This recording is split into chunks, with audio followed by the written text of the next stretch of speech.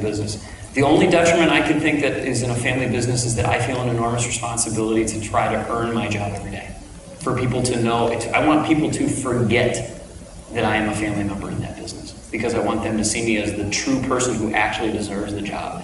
Which goes back to your original question: what are the chances that the person that's genetically linked to the family is the right leader for the business? It's really small, and part of it is setting yourself up. And one of the people that I love it was Bill Ford Jr., who was just at Ford, and he knew enough to run a department, and he also knew enough, which eventually saved a lot of the finances of the company, of when to say, that's not my core competency.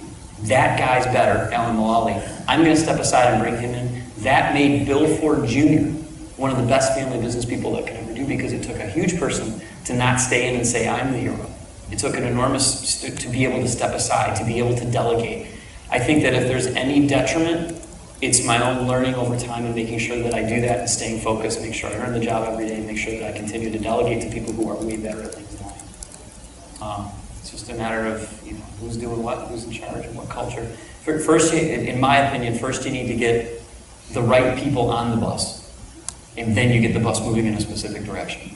And so often we see people that go, all right, everybody on the bus, we're going this way, I'm not consulting anybody. Hang on, I have something to say, be quiet, you're doing terrible. You know what I mean? It's all about setting up the right framework, and I don't know that actually has a lot to do with family. That just has to do with good business operations and fairness. I think that people often put that under a family business umbrella, but that part is earned.